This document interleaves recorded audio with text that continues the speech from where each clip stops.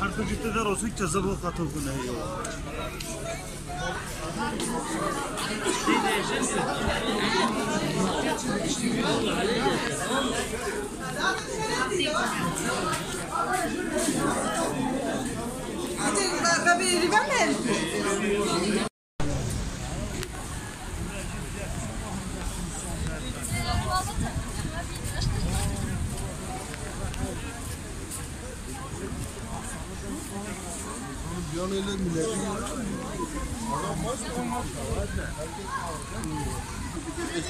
Deprem mi deprem?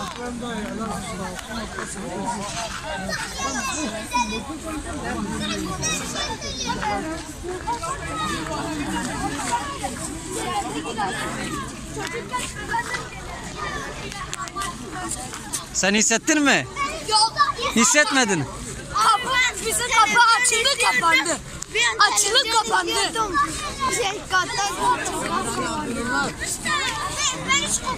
Korkmadın mı? Yok bizim Hissettin mi? Kapandı. Açılıp kapandı. Hissetmedim, koltuk sallandı. Gerçekten. Ben de hissetmedim. Ben geldim, herkes bağırıyordu. Ulan Sen dükkanda mıydın? Hissetmedim ki en az. Yiyelim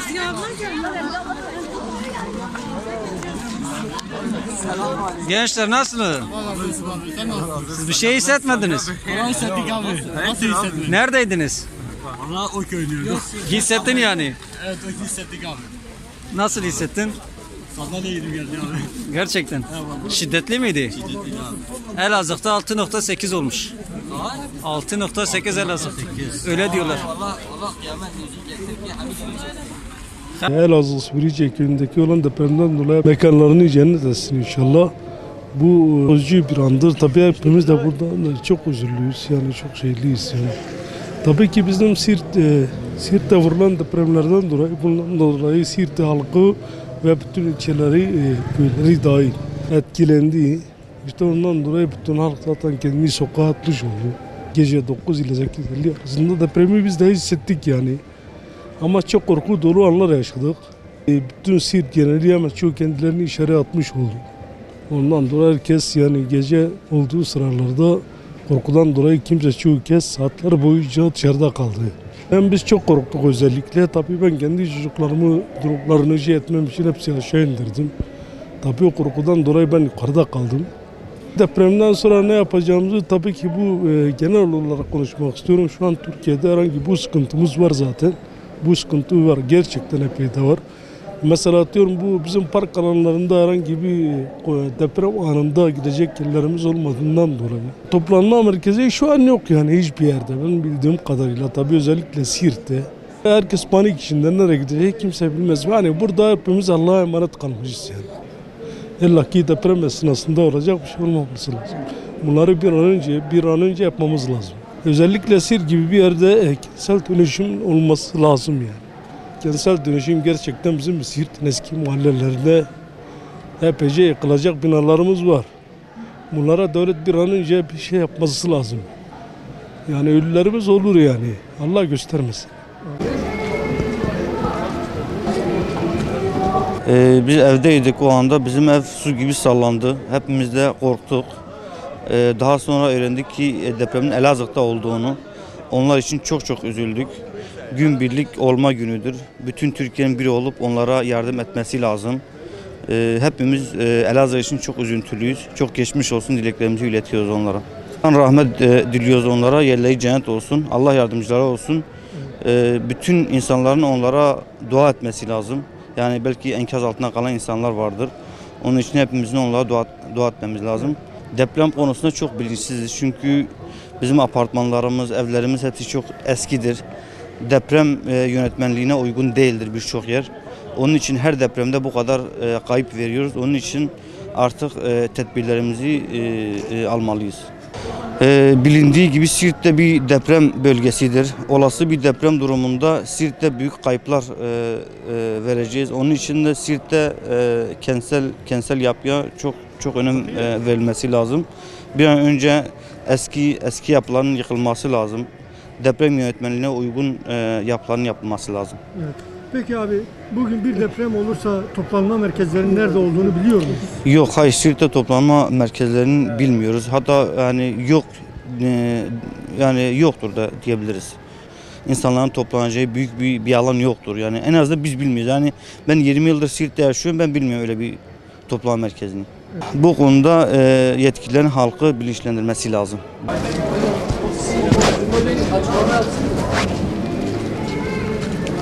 Doğrudur, bayağı biz de sallandık. Evden dışarı kaçtık çocuklarla beraber. Yani bayağı korkutucu bir şeydi. Allah yardımcımız olsun, hepimizin yardımcısı olsun. Yani ne diyelim, gayet kötü bir duyguydu. Evet. Özellikle buradan Elazığ'da hayatını kaybeden vatandaşlar için neler söyleyeceksiniz? Allah rahmet eylesin, bizim vatandaşlarım, bizim ailemiz gibidir. Sanki ailemiz gibi onlarda. Farkımız yok. Ne diyebiliriz yani, Allah'tan gelen bir şeydir. Yalnız şu var, şunu gördüm özellikle. 4 tane blok yan yana, arada bir tane bozulmuş. O biraz sağlamlıktan kaynaklanıyor. Yani bu inşaat sektöründe özellikle deprem bölgesidir Türkiye. O yönden önlemleri alınması gerekir. Siz Siirt'teki toplanma merkezlerini biliyor musunuz? Siirt'te toplanma merkezi bilmiyorum. Daha doğrusu var mı onu da bilmiyorum. Herhangi bir bilinçlendirme yapılmamış halka. O yönden hiçbir bilgimiz yok. Hazırlı değildir. Özellikle Siirt'te çok eski binalarımız mevcuttur. Depreme dayanıksız. Bir gözden geçirilse bayağı iyi olur. Vallahi ben yatıyordum, ben hiç etmedim. Evet. Vallahi ben Çok iyi hissettim. amcalar hissetmiş. Ben çok iyi hissettim, oturuyordum. Birden baktım, tavandaki elektrik sallandı. Ben de zannettim ben sallanıyorum. Birden kalktım, bir panik manyaya kapandım. Allah'a şükrettim. Elbisemi giydim, indim aşağıya. Allah'a şükür olsun, bir şey olmadı. Elazığ'daki vatandaşlara Allah sabır selamet versin. Daha üzgünüz tabii, hepimiz de üzgünüz. Tabii ki bu bir Allah'ın bileceği bir şeydir. Elimizde bir şey yoktur. Onlara da geçmiş olsun. Ama Siirt'te olduğu halde niçin Siirt'ten bahsetmedi? Neden? Toplanma yerinin nerede olduğunu biliyor musunuz? Bilmiyoruz. Sadece bilmiyoruz, indik aşağılara. Biz de camilere koştuk. Cami de kapalıydı o saatte. Toplanma boşta kaldık. Küçücük yerlere, böyle küçücük panolara asıyor. O yüzden millet bilmiyor. Ama kendini sağa sola atıyorlar.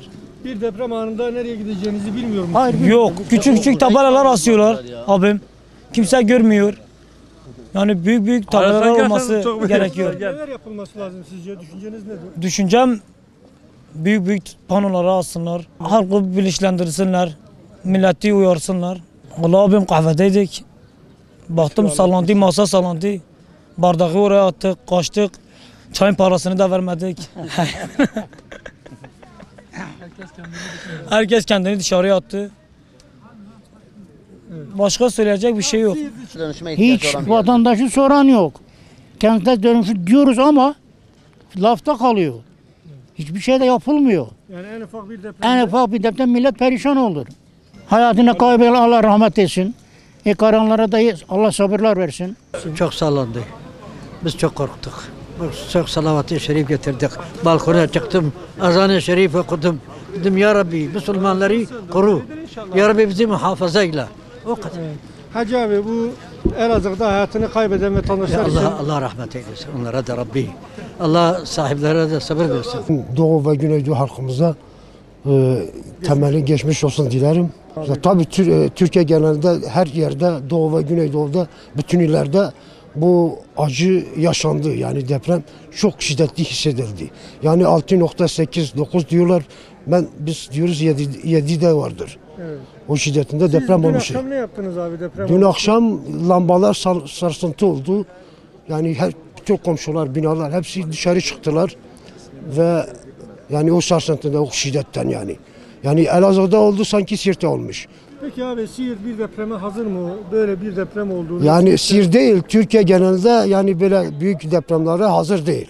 Yani çok eksiklik var yani. Evet. Mesela siz Siirt'te toplanma merkezlerinin nerede olduğunu biliyor musunuz? Ya diyorlar 7-8 yer var, fazla bilmiyoruz. Yani halk bunu bilmiyor. Yani bu halkı bilgilendirseler çok iyi olur.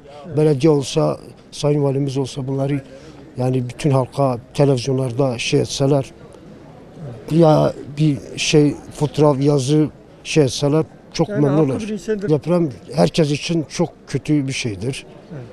Yani herkese şifalar dileriz.